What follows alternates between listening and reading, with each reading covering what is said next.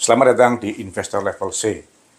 Kami coba sharing aspek fundamental agar teman-teman bisa tetap tidur tenang meskipun banyak badai di bursa.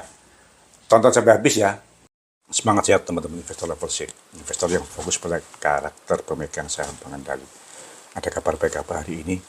Teman-teman, di awal tahun 2023 ini, bursa saham Indonesia diterpa angin kencang dan ada dua emiten pendatang baru yang ikut bergoyang kencang juga, yaitu WMUU atau Widodo Makmur Unggas dan WMPP Widodo Makmur Perkasa.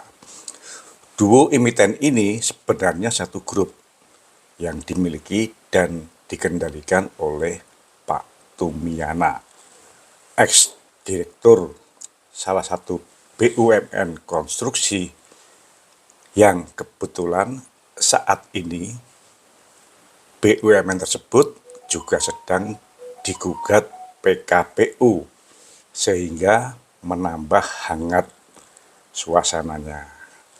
Nah, yuk kita intip dua emiten ini. Karena channel ini fokus pada pemegang saham pengendali, maka ini bisa menjadi pembelajaran yang pas terhadap sudut pandang channel ini, yaitu karakter pemegang saham pengendali. WMUU atau Widodo Makmur Unggas listing tanggal 2 Februari 2021. WMUU mempunyai saham beredar 12,9 miliar lembar. Saat listing, WMUU melepas 1,9 miliar lembar saham atau 15%. PSP-nya, pemegang saham pengendali, PT WMPP Widodo Makmur Perkasa, yang menggenggam 9,9 miliar lembar atau 76,5%. Ibu Warsini yang memegang 550 juta lembar atau 4,2%, dan Wahyu Adi Susilo, salah satu direksinya, yang juga memegang 550 juta lembar saham atau 4,2%. Nah, sejak listing sampai dengan tanggal 30 September 2022, dari data laporan keuangan yang ada di BEI, tidak ada perubahan pemegang saham. Namun data dari RTI menunjukkan bahwa ada perubahan pemegang saham. Karena menurut saya lebih tepat data dari RTI, maka saya pakai data dari RTI untuk menunjukkan adanya perubahan pemegang saham. Dan pada September 2022, sesuai data RTI, komposisi pemegang sahamnya saat itu PSP, pemegang saham pengendali PT WMPP, yang tadinya memegang 76,5% menjadi 54,6%. Ibu Warsini yang tadinya 4,2% menjadi 0. Wahyu Adi Susilo yang tadinya 4,2% menjadi 1,5%. Dan muncul nama Pak Tumiana yang tadinya tidak memegang saham menjadi memegang saham sebanyak 3,5%. Muncul juga nama Maybank Sekuritas dari 0% menjadi 9,4%. Retail yang awalnya 15% menjadi 31%. Ini posisi di 30 September 2022. Dari data RTI juga, saya dapatkan bahwa pada bulan Desember, Pak Tum melepas sebagian sahamnya sebanyak 323 juta lembar. Sehingga komposisi pemegang saham terakhir, WMPP sebanyak 54,6%, Triwahyu Adi 1,5%, Pak Patum 1%, Maybank Sekuritas 9,4%, dan retail 33,5%. Jumlah saham yang beredar tetap sama, 12,9 miliar lembar. Ini untuk WMUU. Bagaimana dengan WMPP, Widodo Makmur Perkasa, yang merupakan induk usaha dari WMUU? WMPP, Widodo Makmur Perkasa, merupakan induk WMUU yang listing di bulan Desember 2021. Dengan masa lock-up 8 bulan, maka sampai dengan posisi akhir September 2022, kemungkinan perubahan saham sangat kecil. Data dari BEI juga tidak ada perubahan pemegang saham sampai dengan 30 September 2022. Namun data dari RTI, posisi akhir Oktober 2022 ada perubahan pemegang saham. Dengan demikian, data RTI lah yang saya pakai. Komposisi perubahan saham dari listing sampai dengan Oktober 2022, saya dapatkan Pak Tumiana dari 81,2% menjadi 78,2%. Ibu Warsini dari 3,4% menjadi 0. Bu Mega Nurfitriana dari 0,3% menjadi 0. Dan retail dari 15% pada saat WMPP listing menjadi 21,8%. Perubahan Ibu Warsini dan Mega Nurfitriana ini bisa jadi disebabkan karena Bu Warsini dan Mega Nurfitriana yang memiliki kurang dari 5% saham bukan merupakan direksi atau komisaris, sehingga digabungkan di dalam saham retail. Karena dua emiten ini merupakan satu grup, maka untuk mengetahui secara detail berapa persentase saham yang dimiliki baik secara langsung maupun secara tidak langsung, saya coba bikin matrik kepemilikan saham dari dua emiten ini dengan dua asumsi. Yang pertama, RTI menggabungkan saham Mega Nurfitriana yang 100 juta lembar dan Ibu Warsini yang 1 miliar lembar pada WMPP ke dalam saham retail, karena kedua orang ini tidak masuk dalam jajaran komisaris maupun direksi. Dan yang kedua, saya berasumsi bahwa Ibu Warsini dan Nurfitriana masih menggenggam saham tersebut, dan saya masukkan dalam kelompok pemegang saham pengendali. Hasilnya, untuk yang asumsi pertama, saya dapatkan bahwa pada level pertama, pemegang saham WMPP terdiri dari dua pihak. Yang pertama Pak Tumiana sebanyak 78,2% dan retail 21,8%. Sedangkan pemegang saham WMUU yang pertama WMPP sebagai pemegang saham pengendali sebanyak 54,6%, Pak Tumiana 1%,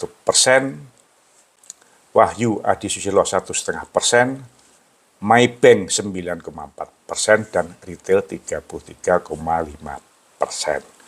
Apabila kita bedah lagi pemegang saham WMUU melalui WMPP, yaitu ada Pak Tumiana dan retail.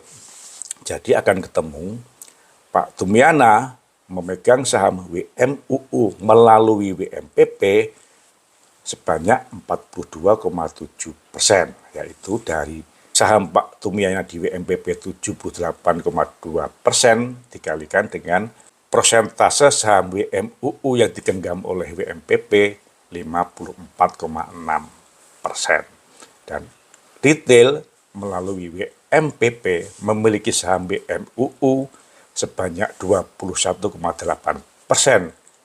kali dengan 54,6%. Dengan demikian, apabila kita bedah kepemilikan saham WMUU yang pertama oleh Pak Tumiana melalui WMPP sebesar 42,7%, Pak Tumiana secara langsung 1%,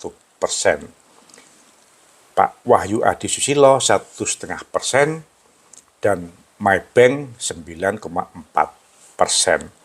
Retail secara langsung 33,5% dan retail melalui WMPP sebanyak 11,9%. Total kepemilikan kelompok pemegang saham pengendali WMUU menjadi sebesar 45,3%. Sedangkan di luar WMUU ada Maybank dan retail dengan total kepemilikan 54,7%. Ini dengan asumsi bahwa Ibu Mega Nurfitriana dan Ibu Warsini tidak menggenggam saham lagi. Namun, apabila Ibu Mega Nurfitriana dan Bu Warsini tetap memegang saham WMPP sebanyak 100 juta lembar dan 1 miliar lembar, dan saya gabungkan dengan kelompok pemegang saham pengendali, maka pada level pertama kepemilikan saham WMPP dimiliki oleh Pak Tumiana sebanyak 78,2%, Ibu Warsini 3,4%, Bu Mega Nurfitriana 0,3%, dan retail 18%. Sedangkan kepemilikan saham WMUU oleh WMPP sebesar 54,6%, Pak Tumiana 1%, Wahyu Adi Susilo 1,5%, Maybank 9,4%, dan retail 33,5%. Secara tidak langsung, Pak Tumiana, Ibu Mega Nurfitriana, dan Ibu Warsini memiliki saham WMUU melalui WMPP. Sehingga saya dapatkan kepemilikan saham WMUU secara langsung maupun secara tidak langsung. Yang pertama, Pak Tumiana melalui WMPP sebanyak 42,71%, yaitu sebesar 78,2% kepemilikannya Pak Tumiana di WMPP dikalikan dengan saham WMUU yang digenggam oleh WMPP sebesar 54,6%. Dengan cara yang sama, Bu Warsini memiliki saham WMUU melalui WMPP sebanyak 1,86%. Bu Mega Nurfitriana memiliki saham WMUU melalui WMPP 0,19%. Dan retail menggenggam saham WMUU melalui WMPP sebesar 9,83%. Dengan cara yang sama, maka total kepemilikan kelompok pemegang saham pengendali di WMUU sebesar 47,32%, yaitu Pak Tumiana, Ibu Warsini, Pak Wahyu Adi, dan Bu Mega Nurfitriana.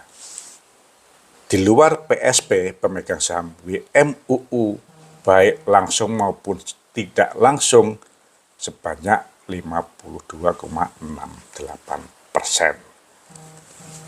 Dengan membedah kepemilikan saham sampai dengan level 2, maka kita dapatkan bahwa mayoritas pemegang saham WMUU sudah dimiliki oleh retail. Lebih dari 50% saham WMUU baik secara langsung maupun secara tidak langsung telah dimiliki oleh retail. Hanya dalam waktu 2 tahun setelah listing. Bagaimana untuk WMPP? Nah, kita tunggu karena IPO-nya baru berumur 1 tahun. Pada awal Desember 2022, saya melakukan penelitian terhadap emiten yang listing di 2020 dan 2021. Saya dapatkan data bahwa dari 325 perusahaan terbuka yang listing di 2 tahun tersebut, terdapat 34 perusahaan terbuka yang kepemilikan saham retailnya sudah di atas 50%. Dari 34 perusahaan tersebut, hanya satu yang membagikan dividen di tahun 2022. Dari 34 perusahaan terbuka yang kepemilikan saham retailnya sudah di atas 50%, ada 70% yang laporan keuangannya rugi dan 59% yang harga sahamnya di bawah Rp52 atau menuju ke Rp50. Nah, teman-teman, dari data di atas, perkiraan teman-teman WMUU akan mengarah kemana? Akan menjadi emiten yang harga sahamnya menuju 50, laporan keuangannya rugi dan tidak membagikan dividen, atau akan ada langkah-langkah extraordinary dari Pak Tumiana, misalnya dengan mengkolek kembali sahamnya sehingga kepemilikan saham pengendali meningkat, atau bagaimana? Jaga kesehatan teman-teman, kita tunggu prediksi teman-teman dalam 1 bulan ke depan. Semangat sehat. Terima kasih telah menonton. Jangan lupa kasih komen agar channel Investor Level C dapat lebih berkualitas. Dan jangan lupa sharing agar teman-teman yang lainnya bisa mendapatkan manfaat dari channel Investor Level C. Terima kasih.